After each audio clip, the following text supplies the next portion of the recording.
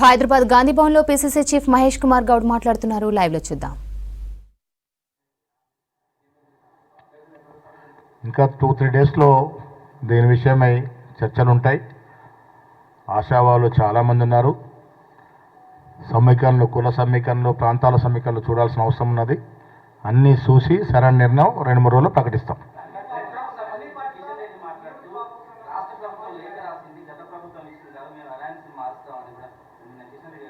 ఏదండి మెట్రో అనేది అంకురార్పణ చేసింది ఎవరండి? రాష్ట్రంలో కాంగ్రెస్ ప్రభుత్వం కదా, రాజశేఖర్ గారి ప్రభుత్వం కదా. 10 ఏళ్లలో మెట్రో ఎంత దూరం పోయిందండి? ఒకసారి లెక్కలు చేయమండి కిషన్ రెడ్డి గారిని. పోయిన 10 ఏళ్లలో ఎంత దూరం పోయింది? కాంగ్రెస్ ప్రభుత్వ హయాంలో మెట్రో అంకురార్పణ జరిగింది. మెట్రో పనులు కూడా కాంగ్రెస్ హయాంలో జరిగాయి. మళ్ళీ వాళ్ళ కాంగ్రెస్ పార్టీ వస్తేనే మెట్రోకి మోక్షం జరుగుతూ ఉంది.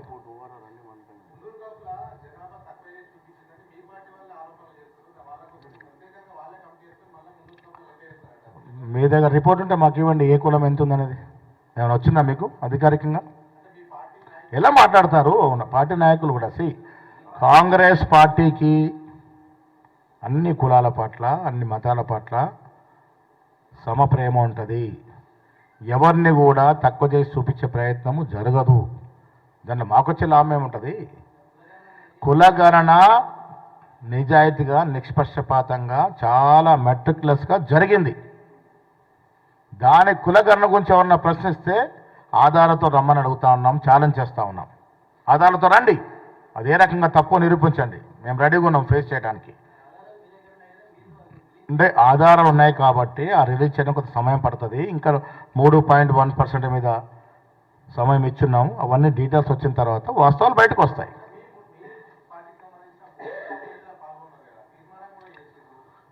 ఏమని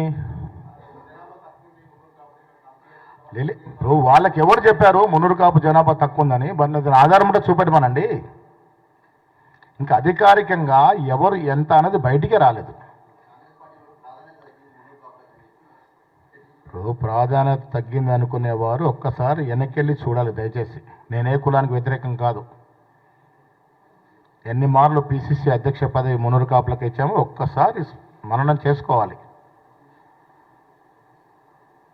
గుర్తుందా మీకు ఎంతమందికి అవకాశం ఇచ్చిందో ఈ రాష్ట్రంలో? మీరు లెక్కలు తీయండి దయచేసి. బీసీలకి సమన్యాయం చేసే పార్టీ రాష్ట్రంలో, దేశంలో ఏదైనా ఉంది అంటే కాంగ్రెస్ పార్టీయే. ఎక్కడ కూడా సంశయం అవసరం లేదు.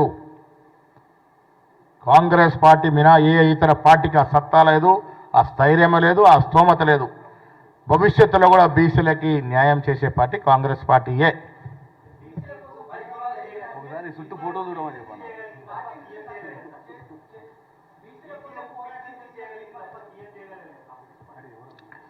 దళితుని సీఎం చేసింది ఈ రాష్ట్ర చరిత్రలో. దళితుని సీఎం చేసిన చరిత్ర కాంగ్రెస్ పార్టీది. అంజయ్య గారిని సీఎం చేసిన చరిత్ర కాంగ్రెస్ పార్టీది. దేశంలో ఎస్సీని స్పీకర్లు చేసిన, అధ్యక్షులు చేసినటువంటి ఘనత కాంగ్రెస్ పార్టీది. ఎంతమంది రాష్ట్రపతుల్ని ఎస్సీలు చేసింది, ఎంతమంది ఉపరాష్ట్రపతులు చేసింది, ఎస్సీ ఎస్టీ మైనార్టీలు చేసిన ఘనత కాంగ్రెస్ పార్టీది.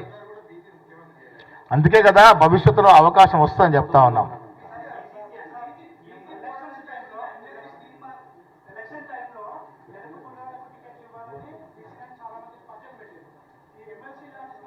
అందుకే కదా ఆ అవకాశం రాలేదన్న యువకుడైనటువంటి అనిల్ యాదవ్ రాజ్యసభకి పోవాల్సిన వయసు లేకున్నా రాజ్యసభకి అనిల్ యాదవ్ను పంపడం జరిగింది.